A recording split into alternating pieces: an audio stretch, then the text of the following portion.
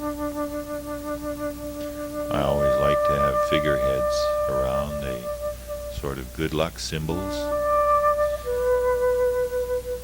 While we were carving, there were 3 little ducks that wild ducks that used to feed under the canoe constantly. One got its foot hurt and was taken down to the veterinarian. After a week, the lady phoned the shipyard manager and said, "Your duck is ready," and he said, "Put it out the door and it'll fly home and I'll be down with a check." And she said, "Nothing doing, you've got to come and get your duck." So he went down, put the duck out the door, flew home, gave the woman a check, and took off muttering to himself. I guess she wondered what kind of a guy this was, so she phoned back about 3 days later and she said, "I've been a little concerned about your pet. How's the duck?" He said, "She was delicious." While I was working, all sorts of friends turned up. 2 that had been masters of sailing ships, one a master of 4 different tall ships, and another fellow that put the rigging up as a full captain and a ship's pilot. Sailed. His last sailing ship was a 5-masted City of Alberni, which started to break up on the Horn, and they turned back and abandoned it in Valparaiso in Chile. But the empathy of people was one of the amazing things that were happening. Some of the Haida chiefs had been coming down to visit me and wish me good luck. They're fishing captains.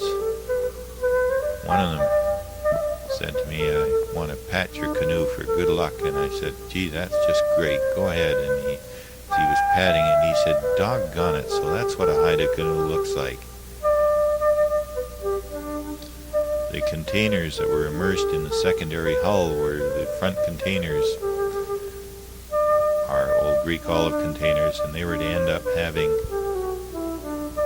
apples in one and oranges in the other. And following the old traditions, they put silver dollars under both masts. Under the mizzen mast, we put a U.S. silver dollar, and then under the main mast we had a Canadian silver dollar. So we've made it an international venture. This time, the steering sweeps were some pattern after the old paddles, but I was going to lash them to the side of the hull in Viking or Phoenician fashion. So I carved 3 of them, just to be safe.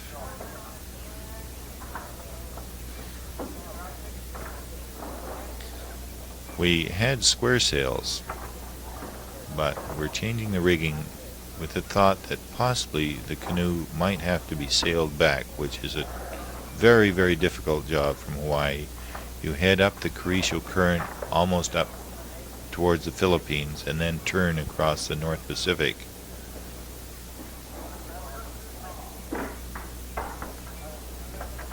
As it turned out, I should have kept things a little more authentic.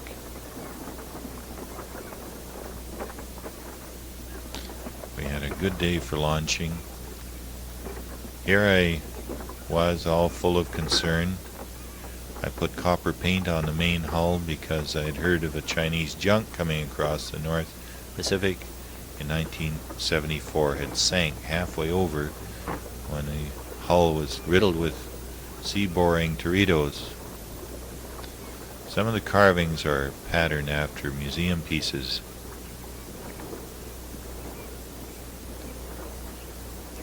Now this was fir, which is much heavier than cedar.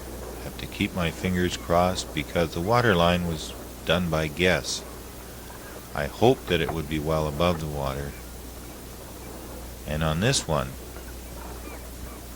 my beam was 16 inches wider than the first canoe. In mass, it is almost double. Successful launch.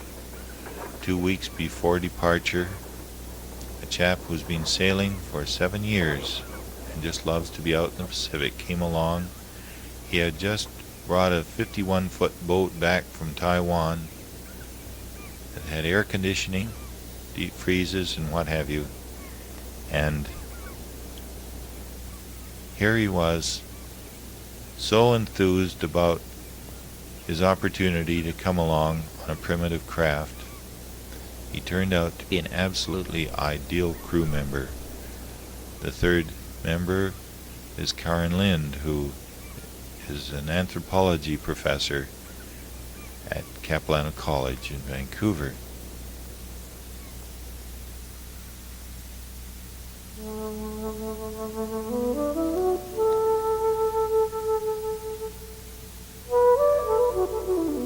Well, she floated, and by golly, I had 4 inches extra freeboard than I expected. Every inch is a bonus at sea with the waves that break around you. My daughters and niece came along to help. The ducks that I've mentioned before came around. Here was the canoe that they'd been feeding under, all of a sudden in the water.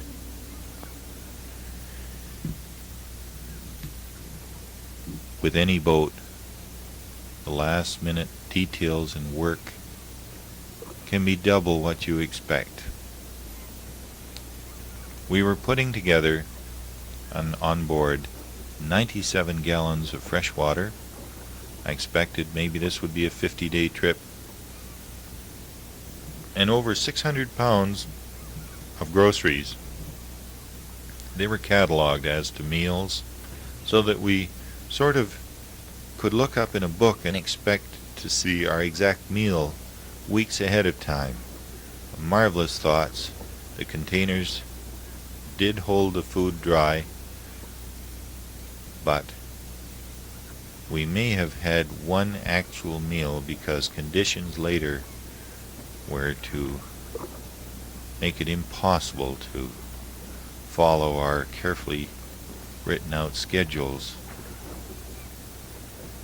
On each end of the canoe there was enough width for double bunks and other marine pilots. 2 captains came along to help out with the rigging.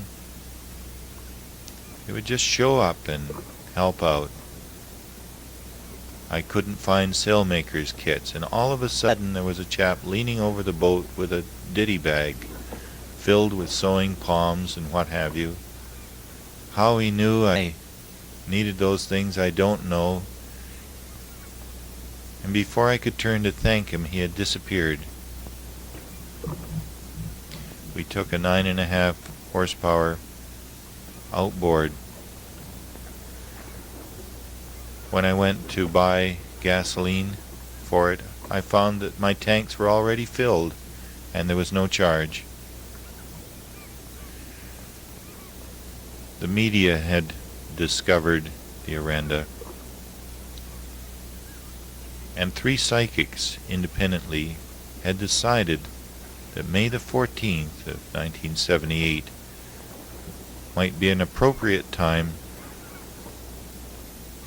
to officially depart. I had figured on the 15th, and as it turned out, both May the 13th and the 15th were excellent days and marvelous weather. The 14th, of course, it poured with rain.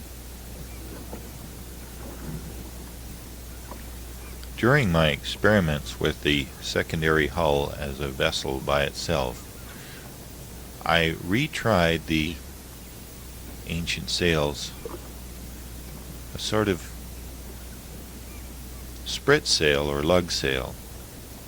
The original would have been cedar matting or rushes or even wood. There are wooden sails in the museum. I was to learn later at sea that this ancient sail was the thing that really balanced the vessel up. The more sophisticated sails didn't work too well.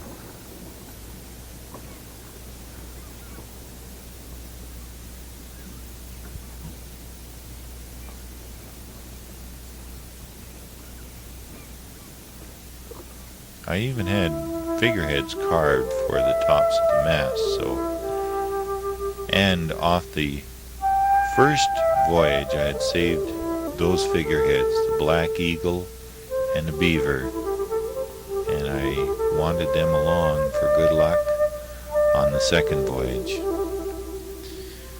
We went into Vancouver for an official departure. We were given a scroll by Royal City Society. Their canoe people had been challenged by canoe racers in Hawaii. That was to be given to the Aloha Society.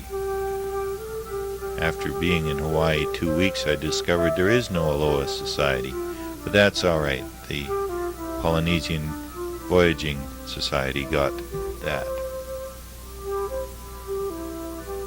There's so many people down on the floating dock that it sank. I guess there was 200 people who got wet right up over their ankles. We were all right. We were on the canoe. The international interest in the voyage amazed me.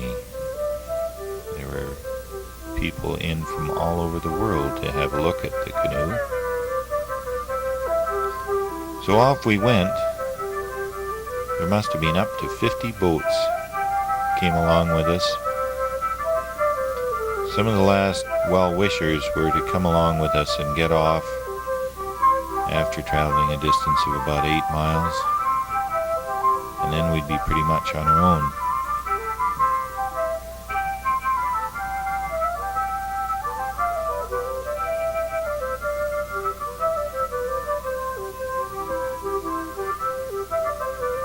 I had paid for the sails 3 months in advance, so naturally they weren't all ready.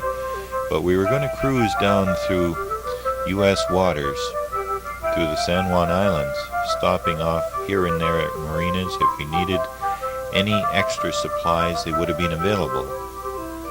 And it would be a chance to do some sea trials.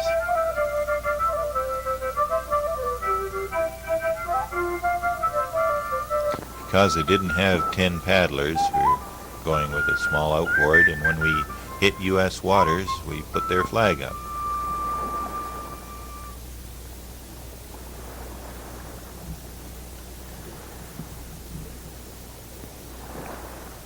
Fairly good weather, learning a little bit about the canoe.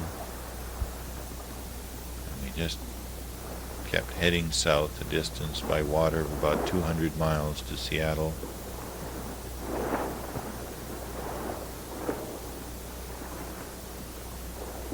We had some bad tidal passes to go through, but everything seemed to be fine. I was discovering, though, that the steering paddles tend to get a little sloppy and break their ropes, so there were problems there that had to be looked at.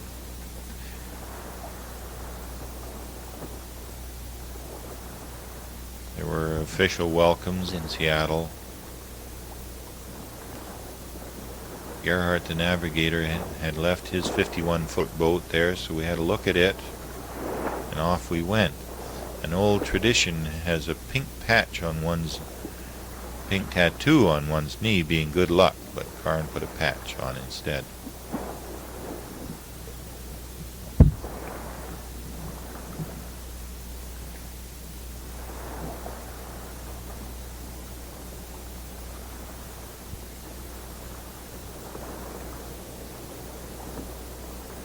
My brother followed along with a car, and from Seattle he and Karin drove to get some more water containers, and Gerhard and I kept going out through a storm, ran into a boat in distress and tried to lend it assistance.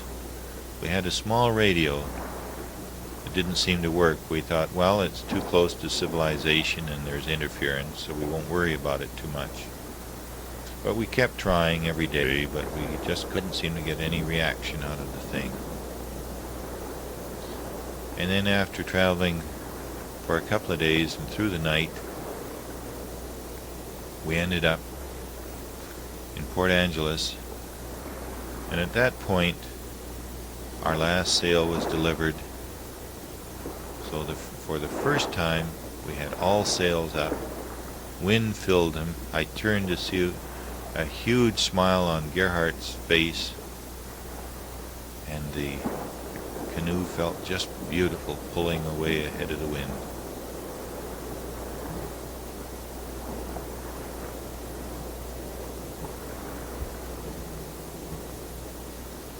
At Port Angeles, our favorite cameraman was going to come over and take some footage of us from another boat, and did.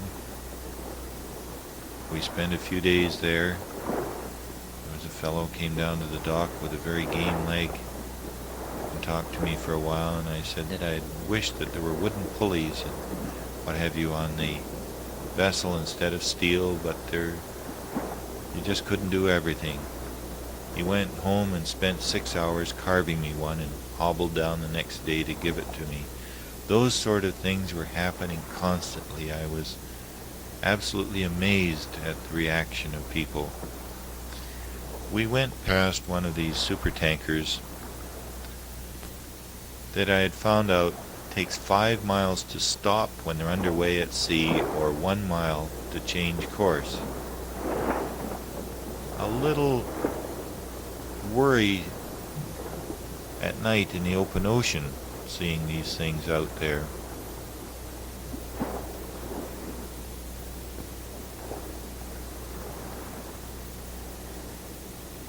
From Port Angeles, we had a distance of about 70 miles to go to Nia Bay, which is about the mouth of the Juan de Fuca Straits, and 8 miles from the blue water of the Pacific. Now we were at the end of May, full moon, and very high tides, and a westerly gale. We started off nicely enough, and then ran into a nasty, sloppy gale that had the entire boat drenched. Waves were coming over the top. Even another sailboat with a cockpit, mid-cockpit up high, had got waves dumped right into it. But at that point, for the first time in my life, I found out how strong my stomach was, because I could throw its contents about 15 feet. We had a grueling 22 hours to travel the 70 miles, fighting against directly in the teeth of the wind, being thoroughly soaked, and having to put on our survival suits, types of wetsuits that it is possible, and a woman has lived 4 days in Alaskan waters in one. My brother had come along for the last jaunt just to help out because he is a captain. We had to check our lashings, check what was happening, and things looked fine.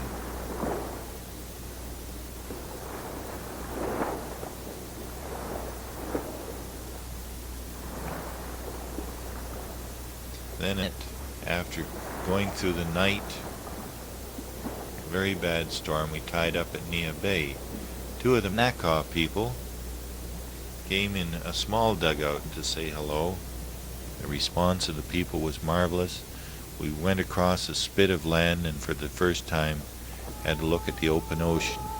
And then on the day of departure, the people asked us to wait an hour, came down in full regalia to sing us farewell songs, and it was quite an emotional experience.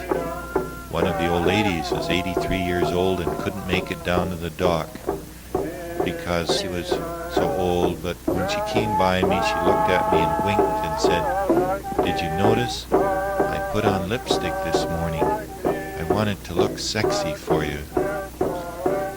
And I'm afraid all her eyes were watering. So when she left, she turned to me and winked again and said, "The high wind sure makes your eyes water, doesn't it?"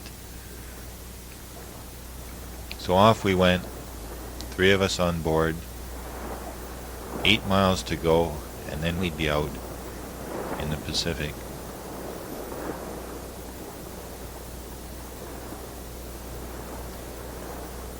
Things were going nicely. It was cold. We were looking forward to getting offshore about 30 miles into the blue water where the temperature comes up about 5 degrees. And many boats that have gone to Hawaii have experienced almost mill pond conditions. We did get offshore 2 days and then hit another gale. The winds were 45 knots.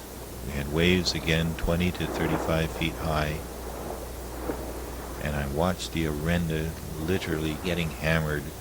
We rode crosswise on the waves and discovered that we didn't even have to reef the sails.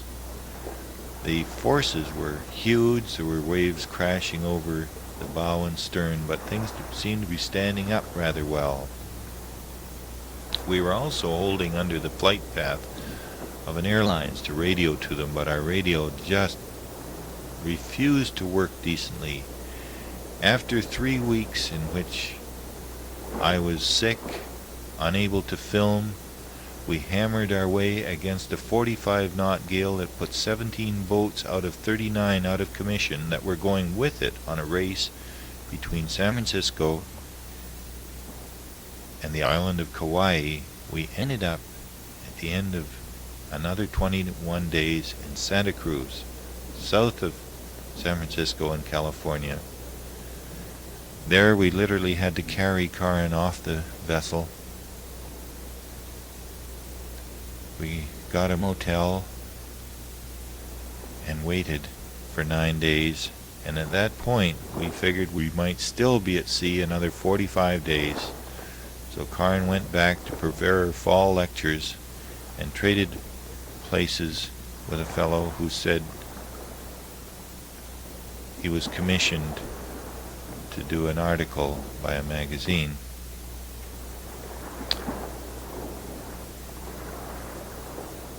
After 9 days in which we just soaked up the sunshine, we took off again. Because we had come on one side of a triangle, we still had almost an equal distance to go. We had covered 1,400 miles at sea on the base of the triangle and had from Santa Cruz about 2,500 nautical miles. There was a phenomenon in the Pacific in 1978. Miles, square miles, probably thousands of miles, of floating and sailing jellyfish. The first evening, we ran into a school of California gray whales. One of them kept alongside the canoe, and it was lit up like a neon sign with the fluorescence pouring off its back. It just seemed to relate to the canoe. Maybe its shape was like another whale. We checked our speed by throwing logs over the side. Realized that we were doing 3.5 knots. On the first leg of the journey, in desperation, I had tracked a tanker down that it was stopped offshore. Our furthest distance was approximately 400 miles offshore. We had tracked it down and it had radioed our position. During the voyage we had run into dolphins and killer whales in the waters, but always with the short crew trying to keep alive and keep the vessel together. It was very difficult to film.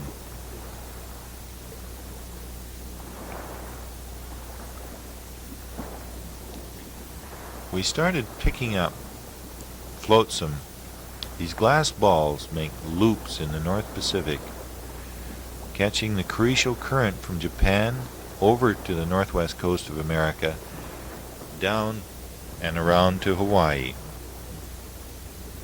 The ancient Hawaiians used to get their canoe logs from trees that had been swept out of rivers and drifted in the current, and the natural place that they end up is the Hawaiian Islands. These glass balls, in which we passed about 30 of them, were entire worlds of their own, with little fish and crabs on. Any one of those inhabitants falling off would never be seen again. We tried to conserve fresh water by using salt. Just as we left, there was storm warnings of a hurricane coming up from Mexico, but it didn't touch us. We ran into another gale, and in that gale supertanker passed us, its decks 35 feet above the water, and the wheelhouse easily 70 feet above the water. The waves were breaking over the entire tanker, and the spray and wash going over the wheelhouse. We had very little water aboard and realized the storm must be rougher than we figured it was. In the voyage, we got 3 days of sunshine, but quite often at noon, the hot sun would burn a glow through the clouds, enough so that Gerhard could get a noon shot. Our crazy little $25 time cube radio always seemed to work. During the first part of the voyage and most of the second leg, we were soaking wet. Things were so saturated with salt that the humidity would just dampen them as soon as evening came. Our clothes were ripping because they were brittle and saturated with salt. The gales that we had been through had hammered the vessel fairly bad, and I used to wake up every morning and look to see what was broken. The cross members were held together with metal bolts, some of them half an inch thick. They were breaking one by one. So every day I would get out and do some relashing to tie them together. Found that the lashings were holding, but the bolts were breaking. In the gales, when we'd slip off a wave sideways, there would be 6 tons of weight slide into the secondary hull and then hammer into the bottom of a wave, and those things were breaking us up. I just kept my fingers crossed that we'd hold together all the way to Hawaii.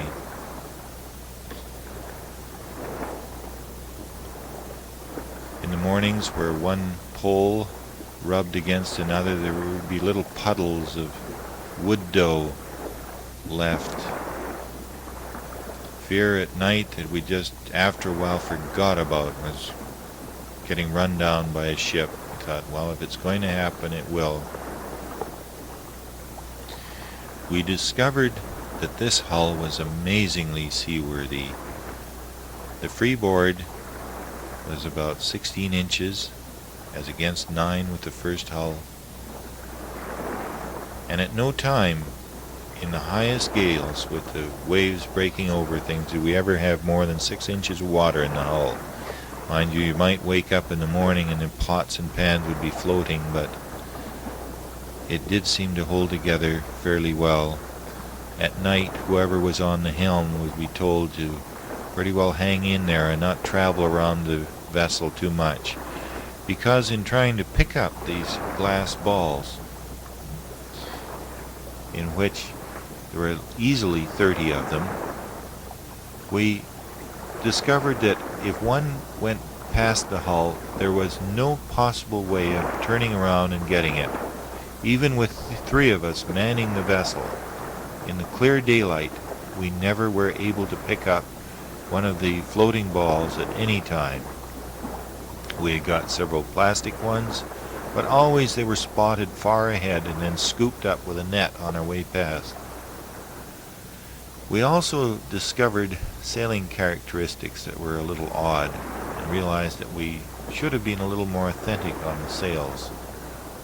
Sometimes we'd spend 4 to 8 hours redoing the sails, trying to get the most out of the vessel.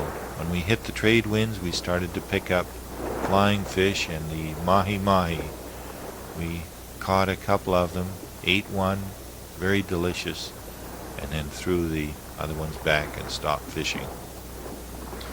Our stoves, we had propane stoves and alcohol stoves. They all failed, and we were reduced to sterno.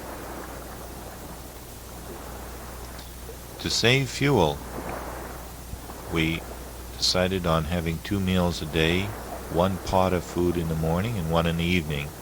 There were snacks on board. And so I can remember one evening meal was a can of beans, a can of chicken chow mein, a can of ravioli, and a can of sauerkraut, all put in together. For some crazy reason, it tasted delicious. Our sailing was supplemented with guara boards or lee boards, but they were snapped one after the other and repaired, broken again, and in the voyage I broke 6 steering sweeps. We'd slide off a wave at night, hear a splinter, and it would be gone. The 5th steering sweep broke, and I didn't know what to do. By this time we had learned that we could basically steer the canoe with the sails. So for 3 days we ran directly in front of the wind, the way the ancient people must have done, and I contemplated what to do about another steering sweep. I ended up taking one of the main cross pieces off the hull and a bunk board, and one of the last well-wishers had put a handful of bolts aboard at Santa Cruz, and I was to bolt up a sweep which hopefully would work. The other ones were all splintered, but I made a big steering paddle that was lashed in place. If the last sweep didn't work, we were to travel the rest of the way with somebody standing out between the hulls working a steering paddle. As it was, the steering paddle was needed to augment any fast turns with the steering sweep. As you can see, the bolts were broken, but the lashings were holding. Every day I relashed, retightened, and lashed the secondary hull on because the uprights were starting to tear loose. And at this point, possibly 300 miles from Hawaii, our small radio that did work told us that the Hawaiian beaches were being cleared because there was a hurricane with winds of 130 miles an hour. It was 300 miles from Hawaii and it was heading there too. I contemplated taking the sails down and just slowing down for a few days, letting the hurricane go by, but I thought, gosh, we can get hit here just as well, so I'll keep going and we'll take our chances. We had been through another couple of gales of about 45 knot winds, and I felt if we did get touched by the hurricane, we were going to break up.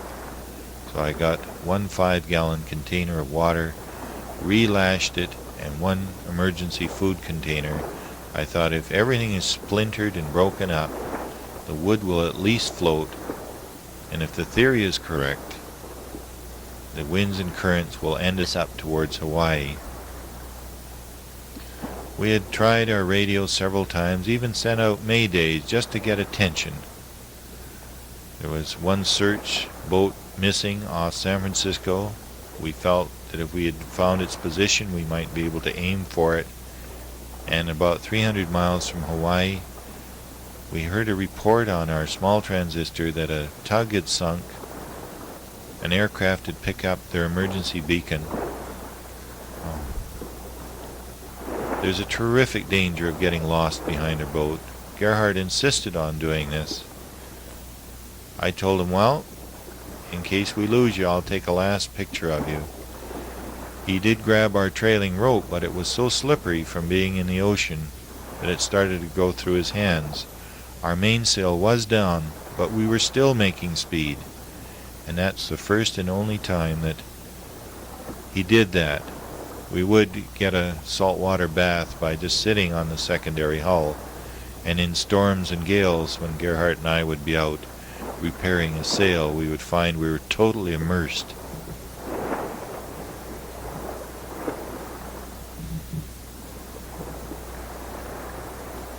We sailed on. I wondered where the hurricane was. The lashings were constantly working. I felt if the secondary hull were torn off, that maybe we could just keep it loose, even though it might float on its side and help in the raft effect that we kept our fingers crossed might take us the rest of the way there. Then one day, as two of us were sitting with a trade wind behind us, we knew that we were about 150 miles from the Hawaiian Islands, and we looked at a cloud that looked to be about 45 degrees up in the air, and after a couple of hours we realized that that dark line above the cloud was land and Mount Mauna Loa. So our spirits got up. We retrimmed the vessel and started to worry a little bit, because now steering wasn't directly in front of the wind, but we'd have to maneuver around the islands. So if you can imagine how we felt, we had gone through 5 gales, fought for our lives, no time to do anything else, and realized after 10 years from the inception of the voyage that here looked like a 95% chance that we're going to make it. But there's always the fear that at the last minute something crazy will happen.